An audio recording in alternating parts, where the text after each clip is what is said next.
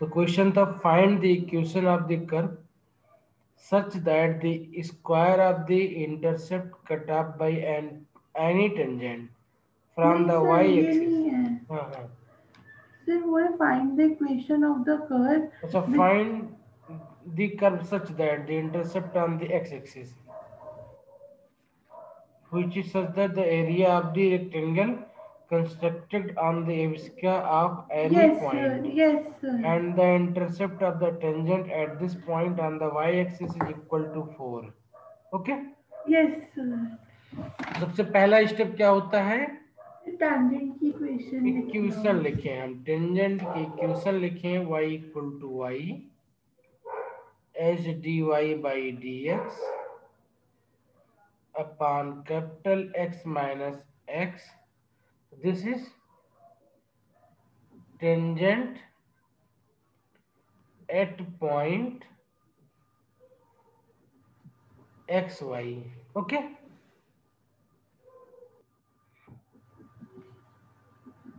Tangent at point X Y. Yes sir. Okay. तो y intercept कितना हो जाएगा? फिर by plus D Y minus X D Y by D x.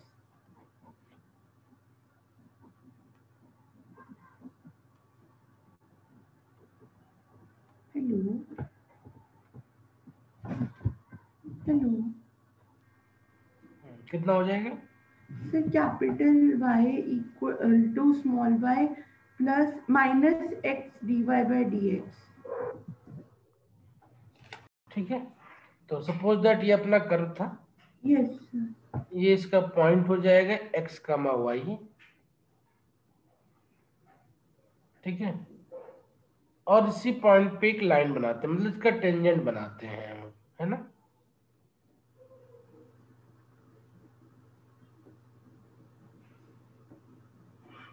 ये tangent हो गया इसका.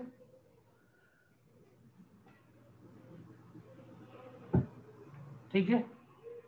Yes sir. वाई है तो वाई का यहाँ से परपेंडिकुलर डाल दें तो ये मिल जाएगा हमको, पॉइंट मिल जाएगा. Yes sir. Let us say this is point A, this is point B. इसको यहाँ से मिला देते हैं इसको ऐसे. ठीक है.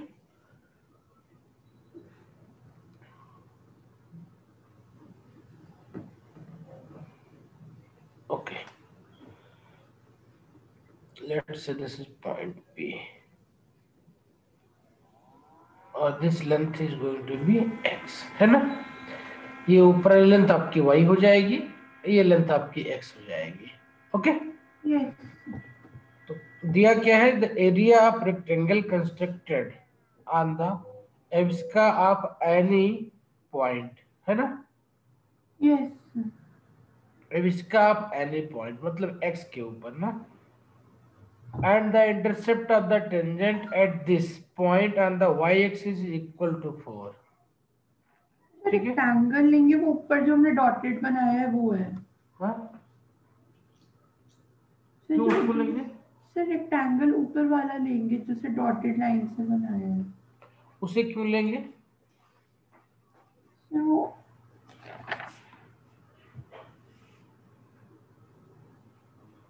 Sir abscess of any point बोला तो फिर ऊपर देखो ध्यान से पढ़ो, क्वेश्चन को फिर से पढ़ो. क्या है? एब्सिस और ordinary. which is such that the area of the rectangle constructed on the abscissa of any point. abscissa मतलब इसका जो x कोऑर्डिनेट है ना, यस सर, ये ले लिया हम x कोऑर्डिनेट इसका. तो कि इसका x पॉइंट, x कोऑर्डिनेट कहीं पे भी ले लें, ये ले लें, ये पॉइंट ले लेते, ये पॉइंट ले लेते, कोई पॉइंट हो सकता था. लेकिन सेकंड कंडीशन क्या दिया हुआ है इसने? एंड आगे देखो, intercept of the tangent at this and the point. intersect of the tangent at the point at this point on the y axis. मतलब ये इसकी बात कर रहा है खाली. ये वाली लेंथ जो है वाई वाली। हाँ, तो इट मीन्स ये जो बात कर रहा है वो सिर्फ और सिर्फ एरिया ओ सी बी ए की बात कर रहा है ना? Yes sir. ठीक है, ये इस एरिया की बात कर रहा है कि सीबी या ओ ए इसका विस्का हो गया एंड ओसी इसका क्या हो गया, इंटरसेप्ट हो गया by the tangent on the Y axis. Okay, yes sir. Clear हो गया? ये यस आपको दिया हुआ है इसमें, ठीक है, कितना दिया हुआ है लिखते हैं यहाँ पे, 4 unit. Area of O A B C, ये कितना हो जाएगा, ये x इंटू 4। स्लोप, इंटरसेप्ट है ना इसका, यस सर। इसका इंटरसेप्ट कितना है, ऊपर आया हुआ है, y minus X D Y by D X आया हुआ है ना? Yes sir. This equal to 4 दिया है हमको, है ना? बस क्वेश्चन बन गया, इसको सॉल्व कर लें खाली हम, तो हमारा हो जाएगा। तो दिस इंप्लाइज क्या बन जाएगा हमको, मॉड लगा हुआ है तो मॉड ओपन कर दो इसको, तो ये X Y minus X square D Y by D X equal to plus minus 4 हो जाएगा, ये है ना? Yes sir. सिंप्लीफाई कर लेते हैं इसको, ये बन जाएगा D Y by D X equal to 1/x into Y equal to plus minus 4 upon X square. देखो ये D Y by D X plus P X into Y equal to Q X, है ना? Yes sir. Linear differential equation है ये। Yes sir. L D, इसका solution कितना हो जाएगा, y into integration factor equal to plus minus q means 4 upon X square into integral factor into dx, ये बनेगा ना? Yes sir. इसका आईएफ कितना हो जाएगा, e के power minus D X Y. Minus 1/x dx हो जाएगा, ये 1/x आएगा। ये आपका 1/x हो जाएगा, यहाँ पे पुटअप कर दो, दिस इंप्लाइज ये y into 1/x equal to plus minus 1 upon x cube dx हो जाएगा, है ना? इसको सॉल्व कर लो तो ये हो जाएगा y बाई एक्स 4 इक्वल बाहर आ टू, जाएगा। हाँ, सर 4 बाहर आ 4 जाएगा। बाहर कर दो, ये प्लस माइनस 4 तो नीचे 2 कैंसिल हो जाएगा, तो खाली 2 रखे ना, 4 plus minus 2 upon X power 2 plus C आपका आंसर हो जाएगा। क्वेश्चन दिया है, find the equation of the curve passing through the origin if the middle point of the segment of its normal from any point of the curve to the x-axis lies on the parabola this। Okay, yes तो normal दिया है तो अब हमने बताया था कि या तो टेंजेंट लिखते हैं इक्वेशन या नॉर्मल का लिखते हैं, तो यहाँ पे नॉर्मल की बात हुई है तो नॉर्मल का इक्वेशन लिख लेते हैं, है ना? Yes sir. Equation of normal at any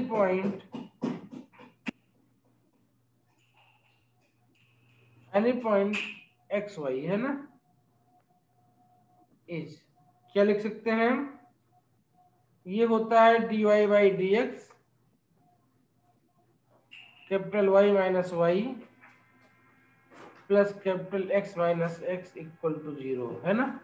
किसी भी कर्व का जो नॉर्मल का इक्वेशन होता है वो ये हो जाता है ना, y minus Y X minus X, यहाँ पे आपका minus D X by D Y हो जाता था ना इस इक्वेशन में, y माइनस वाई जो आपका टेंजेंट और नॉर्मल का स्लोप उसमें 1 का रिलेशन होता था ना, yes sir. dy by D X capital x minus x, है ना? Yes sir. इसको सिंप्लीफाई कर ले तो ये इक्वेशन बन जाता है, ये इजी होता है यस याद करने सर। में, यस सर। ठीक है? तो dy by D X Y minus Y plus X minus X equal to 0, ये नॉर्मल का इक्वेशन हो जाता है किसी point P X comma Y. ठीक है, यस सर। नाउ देखते हैं कि ये एक्स एक्सिस पे कहाँ मीट करेगा ये। At X axis this will meet the x-axis, this will meet the x-axis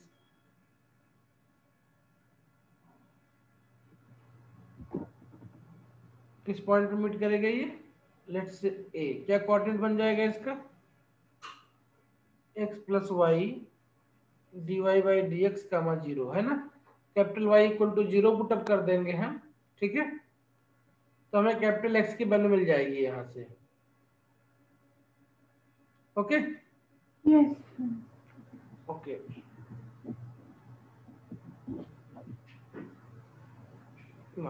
आगे क्वेश्चन क्या दिया है, middle point of the segment of its normal from any point to the curve to the x-axis lies on the parabola। अब किसी point से x axis तक जो इसका सेगमेंट होगा नॉर्मल का, ठीक है, वो आपके कर्व पे लाई करेगा, उसका मिडिल पॉइंट जो है वो कर्व पे लाई करेगा आपका। ठीक है, वो इस कर्व पे लाई करेगा। देखते हैं क्या होगा। Mid point of A P कितना हो जाएगा, एनी पॉइंट पी था, एनी पॉइंट पी है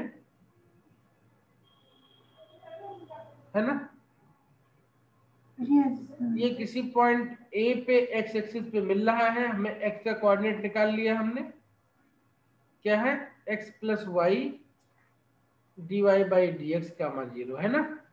यस अब क्वेश्चन क्या कह रहा है कि इसका मिड पॉइंट जो है वो parabola Y square equal to X by two पे लाई कर रहा है। ठीक है, yes Y square sir. Equal to X by two पे लाई कर रहा है। ये पैराबोला था आपका, इस पे लाई कर रहा है एक तरीके से, है ना। देखते सर हैं हमने क्या जो पॉइंट निकाला है, सर हमने स्मॉल वाई को जीरो डाला है इसके लिए। ना, हमें ये चाहिए, क्या चाहिए हमें, इसका एक्स एक्सिस पे कोऑर्डिनेट चाहिए। एक्स एक्सिस पे वाई का कोऑर्डिनेट जीरो होता है। Yes sir. कौन सा वाई, कैपिटल वाई का कोऑर्डिनेट जीरो होता है। Yes sir. स्मॉल वाई क्या है, ये पी का कोऑर्डिनेट है। Yes sir. ठीक है, तो कैपिटल वाई जीरो पुटअप कर दोगे तो कैपिटल एक्स की वैल्यू निकल जाएगी। ये कैपिटल एक्स की वैल्यू है। Yes. Mid point of AP कितना हो जाएगा, X plus Y by two D Y by D X and Y by two हो जाएगा। As per question which lies on the parabola 2y square equal to x, है ना। तो put up कर दो इस पॉइंट के कोऑर्डिनेट को मिड पॉइंट के, इसके ऊपर सेटिस्फाई करेगा। तो दिस इंप्लाइज y की जगह पे क्या हो जाएगा, y बाई टू का स्क्वायर, और x की जगह पे क्या हो जाएगा, x plus one by two Y D Y by D X बन जाएगा। इसको सिंप्लीफाई कर लो और सॉल्व करो, देखो क्या बनेगा। इसको सिंप्लीफाई और सॉल्व करेंगे तो ये इसको लिख सकते हैं Y square equal to two X plus Y D Y by D x.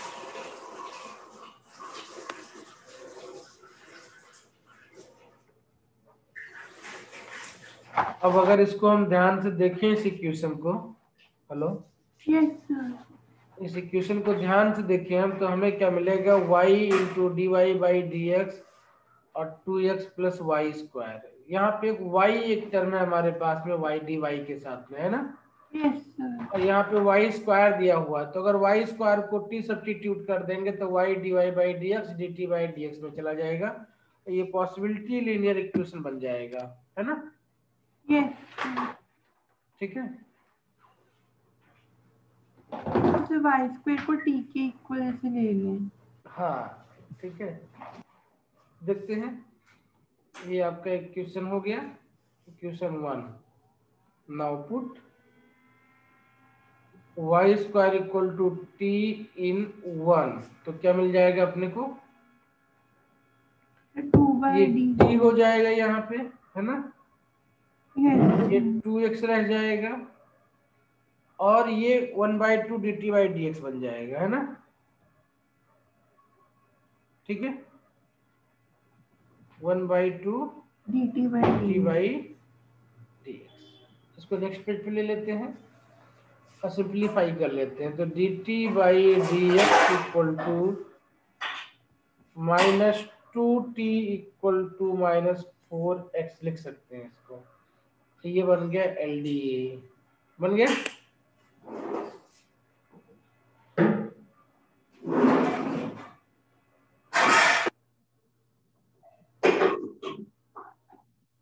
ठीक है, अब LDA है तो इसका सोल्यूशन कितना हो जाएगा? t into integrating factor equal to -4x into IF dx, है ना? और इसका IF कितना हो जाएगा?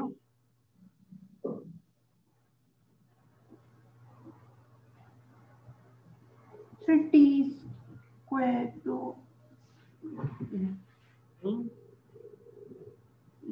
Power -2t।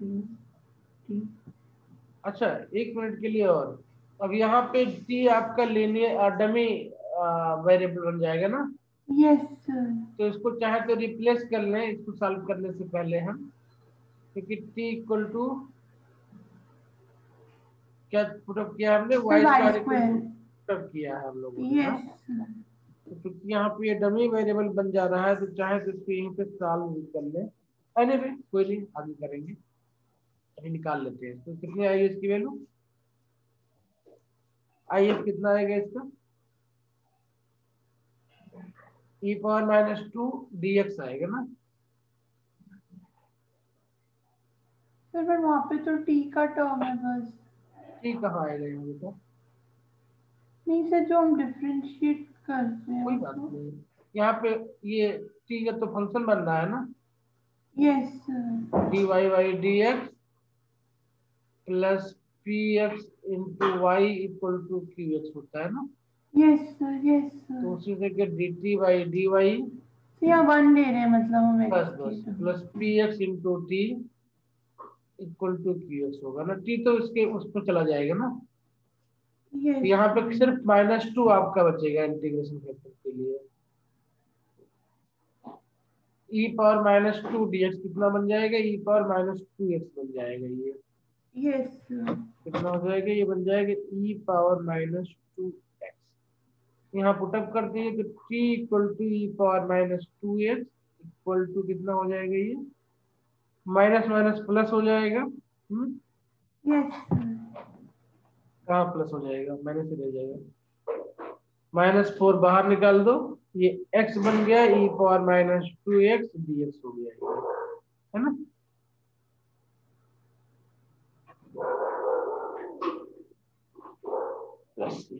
अब इसको सॉल्व करना, बाई पार्ट लगा के इसको सॉल्व कर दो। आइलेट के हिसाब से फंक्शन चूज कर लो। ये -4 हो जाएगा 1/2x e⁻²x माइनस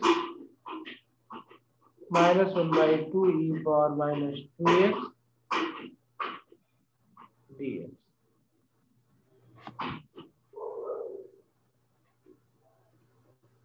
t के जगह पे हम पुटअप कर देते हैं y², है ना?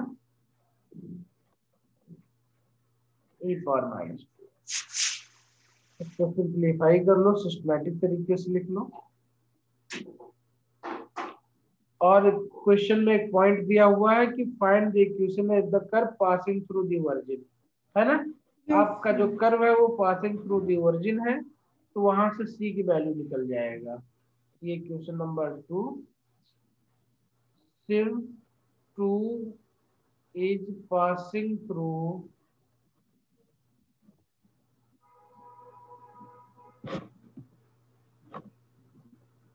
पासिंग थ्रू द वर्जिन 0, 0 कितना बन जाएगा ये? This will give c equal to -1। 0 put up कर, c इक्वल टू -1, c की वैल्यू पुटअप कर दो तो आपका इक्वेशन कितना बन जाएगा? बन जाएगा y square e power -2x equal to 2x हो जाएगा ये, फिर +1 और e पावर -2x, हाँ, minus E into plus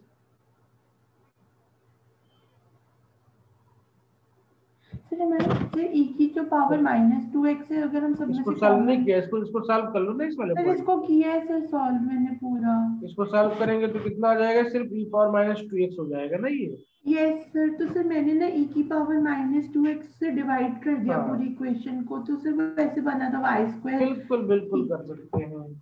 yes sir. e power -2x -1, या इसको सिंप्लीफाई करके ऐसे लिख सकते हैं, y square equal to 2x +1 minus e power -2x, है ना, ये 2x हो जाएगा। Okay, yes sir. This is equation of the required curve.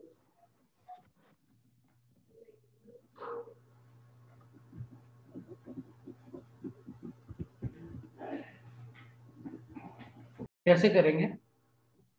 Suppose that we have been given a family of curve, है ना, f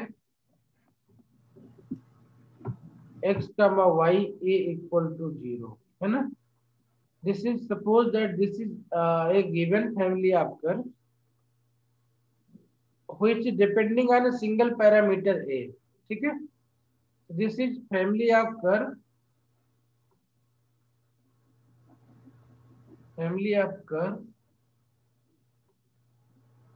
depending on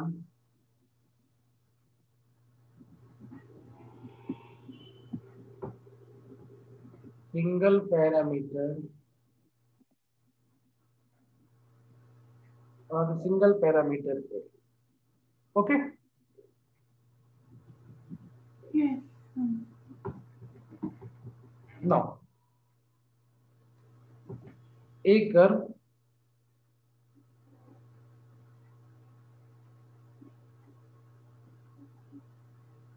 making at each point, a curve making at each point, a curve making at each of its point, at each of its point, a fixed angle,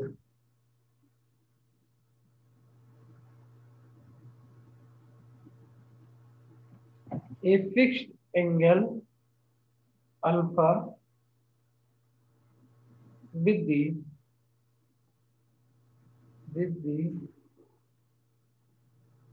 curve of the family passing through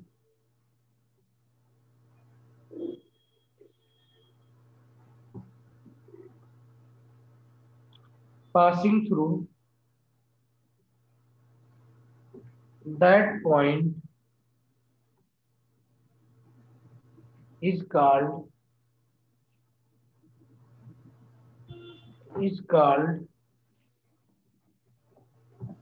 as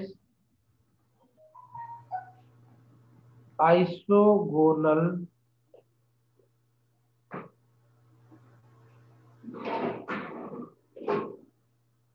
trajectory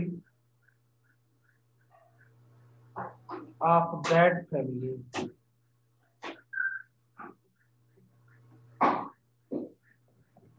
And if in particular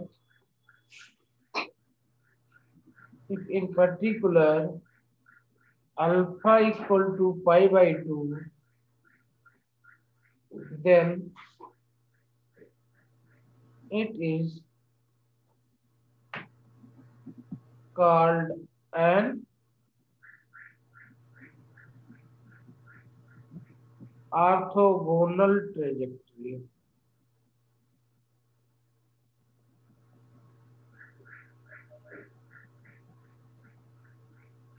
तो basically our interest is not in isogonal trajectory, our interest is in finding orthogonal trajectory. ठीक है, जो हमें पढ़ना है वो क्या पढ़ना है, ऑर्थोगोनल ट्रेजेक्टरी पढ़ना है हमें। ठीक है, ये क्या होता है, कोई फैमिली आप कर्व दिया हुआ है और कोई दूसरा कर्व है जो कि जिस भी पॉइंट पे वो मीट कर रहा है वहां पे उससे वो पाई/2 एंगल बन रहा है उस पे। Okay,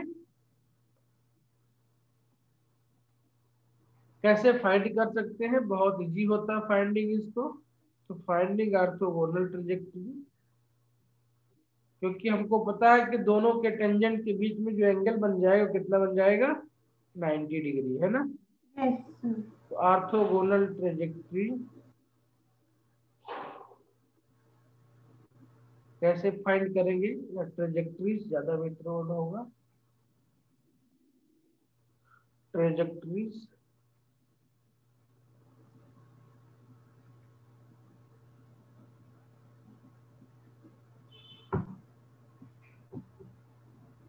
late given equation of the family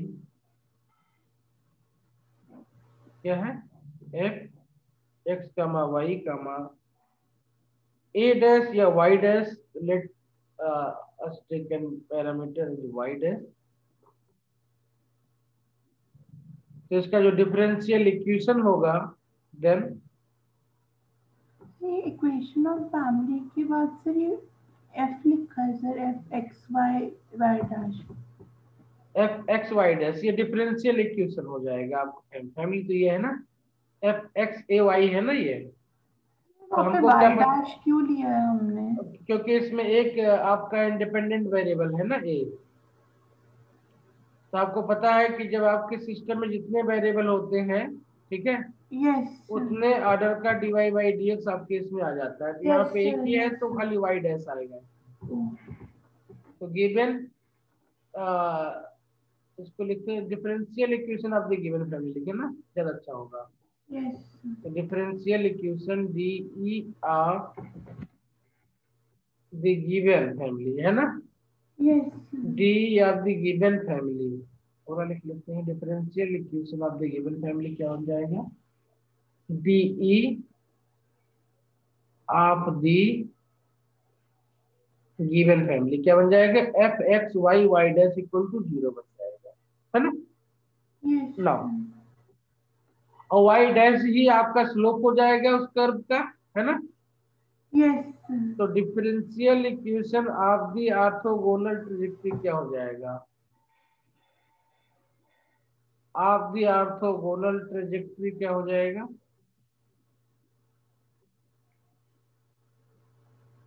वो बन जाएगा F x comma Y -1/y dash हो जाएगा, है ना। क्योंकि इस इक्वेशन में और इसके ऑर्थोगोनल इक्वेशन में किसका चेंज होगा, खाली इन दोनों के स्लोप का चेंज होगा, है ना। जो इसका स्लोप होगा और इसका स्लोप जो होगा उसमें जो रिलेशन होता है वो कितना होता है,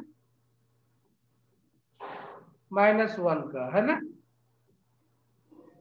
this is y dash, this ये इज तो नाइन पाई -1/, बाय 2 है तो 90 पे वो परपेंडिकुलर हो गए। है ना। Yes sir. तो हम डिफरेंशियल इक्वेशन निकालेंगे फैमिली ऑफ कर्व का, और उसमें जो आपके y डैश के टर्म है उसको -1/, कर देंगे तो वो बन जाएगा differential equation of orthogonal trajectory. ठीक है, यस सर। अब आगे इसको सॉल्व कर लेंगे, क्योंकि डिफरेंशियल इक्वेशन मिल गया तो इसका सलूशन भी मिल जाएगा, है ना। यस एंड इट्स सलूशन कोई नया फंक्शन बन जाएगा, एक्स का वाई, यहाँ पे कोई नया कांस्टेंट आ जाएगा। ठीक है, और ये आपको देगा, will give the family of orthogonal trajectories, है ना। तो क्या करना है इसमें, जो दोनों प्रोसेस हमने सीखा है अभी तक, डिफरेंशियल इक्वेशन बनाना और डिफरेंशियल इक्वेशन सॉल्व करना, है ना, उन Yes, दोनों sir. का एप्लीकेशन साइमल्टेनियसली करना पड़ेगा। फैमिली दी होगी, फैमिली को सॉल्व करके डिफरेंशियल इक्वेशन बनाएंगे। उस Yes, डिफरेंशियल sir. इक्वेशन की हेल्प से ट्रेजेक्टरी की जो फैमिली होगी उसका डिफरेंशियल इक्वेशन मिल जाएगा, उसको सॉल्व कर लेंगे हमें, तो उसका फैमिली इक्वेशन मिल जाएगा। Okay, Yes, sir. एक एग्जांपल करके देखते हैं, थोड़ा और इजी समझ जाएगा। क्वेश्चन है, find the orthogonal trajectory of y square equal to 4ax। Find the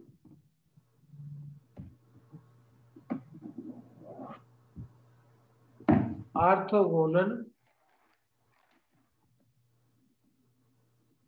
trajectory of y square equal to 4ax. A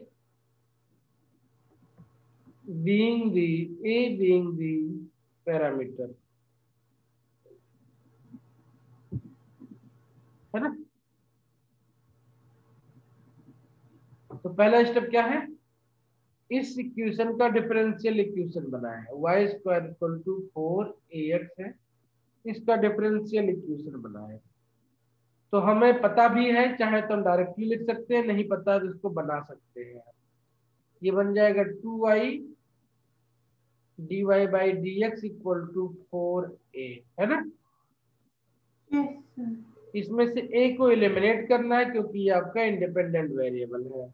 okay, Yes, a को sir. एलिमिनेट कर देंगे तो क्या मिल जाएगा, तो 4a की वैल्यू यहां से इसमें पुटअप कर दे, तो ये बन जाएगा y square equal to 2xy dy by dx बन जाएगा, है ना।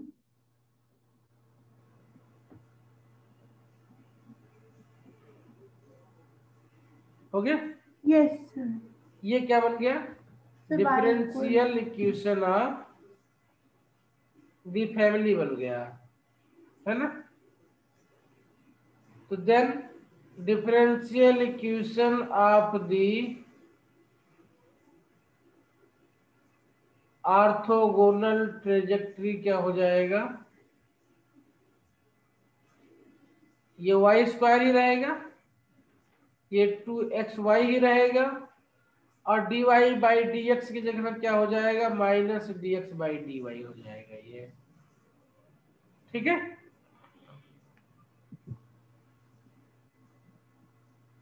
अच्छा एक चीज देखो, यहाँ पे हम इसको सॉल्व कर सकते थे, वाई स्क्वायर को कैंसिल आउट कर दो, क्यों जरूरत नहीं रखेंगे ना, तो वाई स्क्वायर कैंसिल आउट कर दो यहाँ से, क्योंकि कैंसिल हो जाता है ना, सिंपल हो गया ये। तो ये बन गया differential equation of orthogonal trajectory. देखो दोनों के स्लोप को हमने, इसके स्लोप को -1 बाई कर दिया। Yes, sir. Okay, Yes, now sir. इसको सिंप्लीफाई करते हैं, ये कितना बन जाएगा, ये बन जाएगा 2x dx plus y dy equal to 0। 2x dx plus y dy equal to 0 बन जाएगा, है ना। इसको Yes, इंटीग्रेट कर दो, और integrating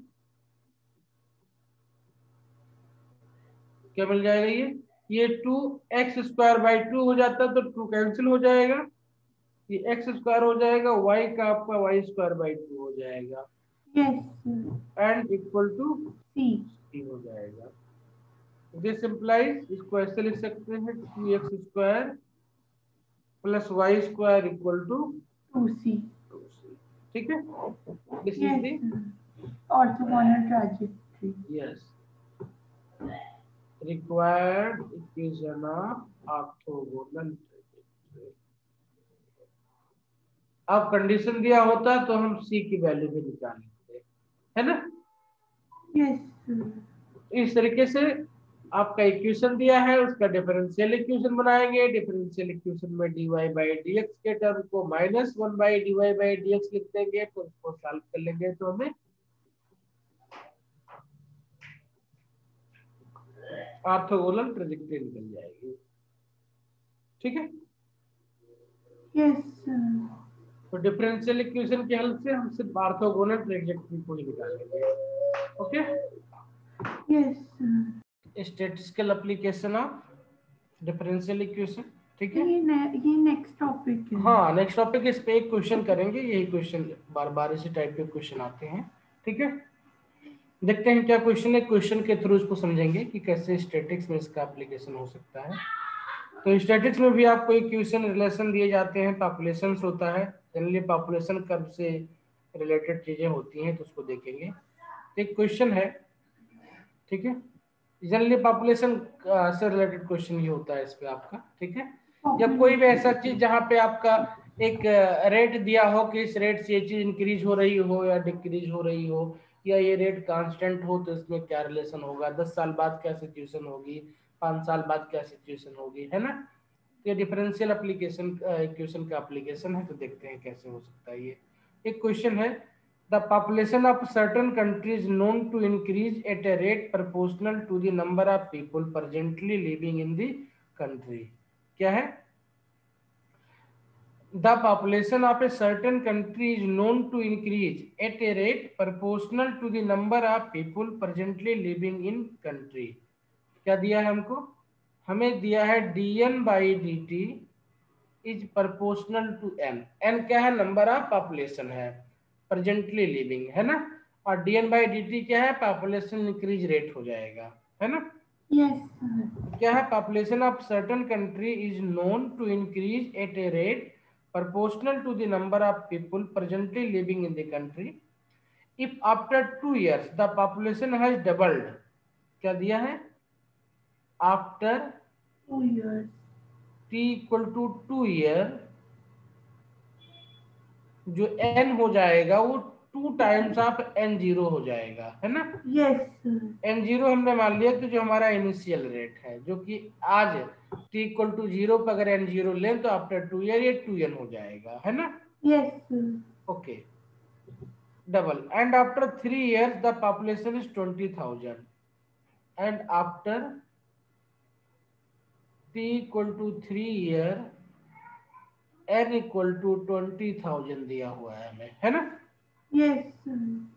estimate the number of people initially living in the country, यानी n एन नॉट निकालने की के लिए बोल वैल्यू। रहा है हमको। क्या निकालने के लिए बोला उसने हमें, सर एन n नॉट। निकालने के लिए बोला हमें। ठीक है, तो सर एन देखो क्या, नॉट नहीं होगा क्योंकि सर हाँ हाँ n नॉट की वैल्यू निकालने के लिए बोला है।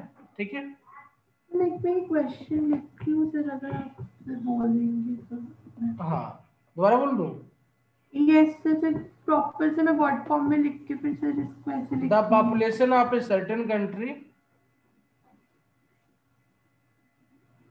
the population of a certain country is known to increase yes sir. at a rate yes sir. proportional to the number of people presently living, proportional to the number of people presently living yes sir. in the country yes if after 2 years, sir. If after 2 years। yeah, the population has doubled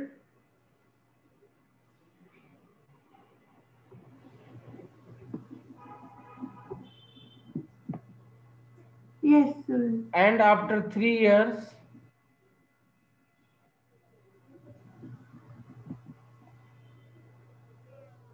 yes sir. the population is 20,000,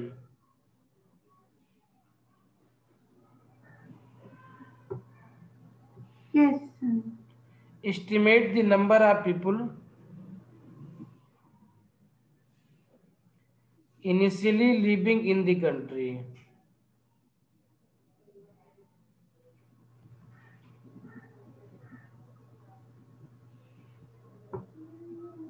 yes sir. Okay, देखते हैं कैसे solve कर सकते हैं इसको। तो dn by dt इसको simply लिख सकते हैं kn लिख सकते हैं, where k is a constant proportionally constant, है ना। सर अगर ये इनिशियल नंबर ऑफ पीपल के करेंगे या सब प्रेजेंट वाला ही लेंगे इसमें?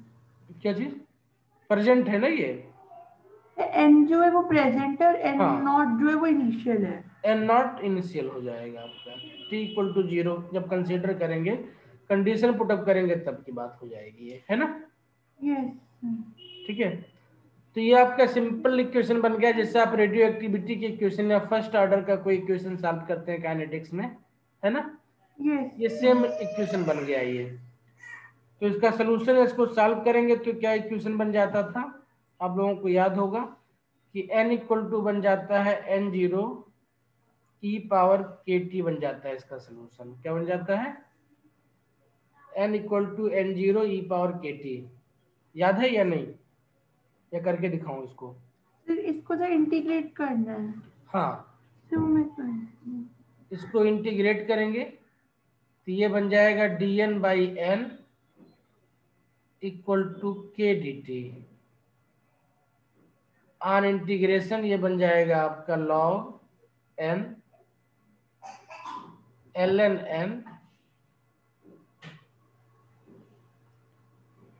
ln n equal to k t plus c बन जाएगा। ये आपका n0 टू n हो जाएगा लिमिट, यहाँ सॉल्व करेंगे तो ये बन जाएगा आपका 80 equal to 0 n equal to 0, ठीक है, यस। कोई बात नहीं। और t की लिमिट भी लगा दो यहाँ पे, तो t की लिमिट कहाँ तक जाएगी, ये 0 टू t तक जाएगी, है ना। इसमें पुटअप करेंगे तो c की वैल्यू हमको मिल जाती है n0।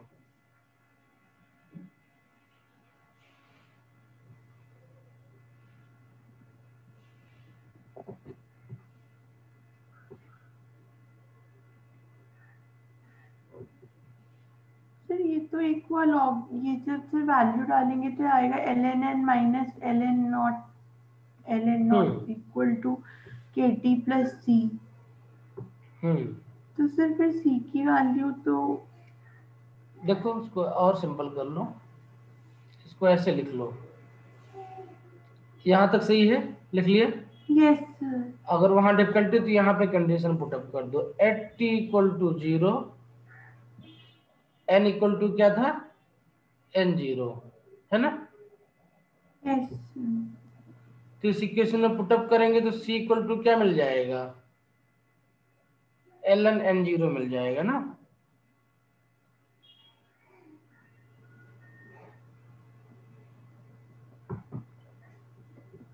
ठीक है, यस सर। अब इस c की वैल्यू यहाँ पे दोबारा पुटअप कर दो, इसको सॉल्व कर लो तो ये आपको मिल जाएगा ln n by n0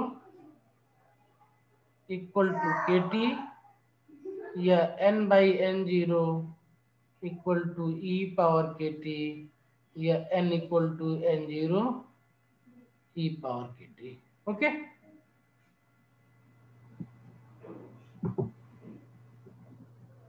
yes sir. ये आपका सोल्यूशन हो गया इस इक्वेशन का।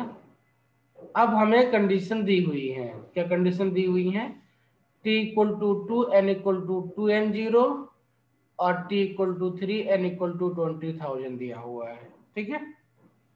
Yes sir. तो निकालते हैं, सबसे पहले k की वैल्यू निकालते हैं। तो condition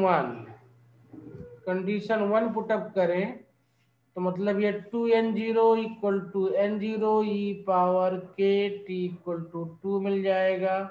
this implies 2 equal to e power 2k मिल जाएगा। This implies k equal to मिल जाएगा अपने को 1/2 ln2 मिल जाएगा, है ना।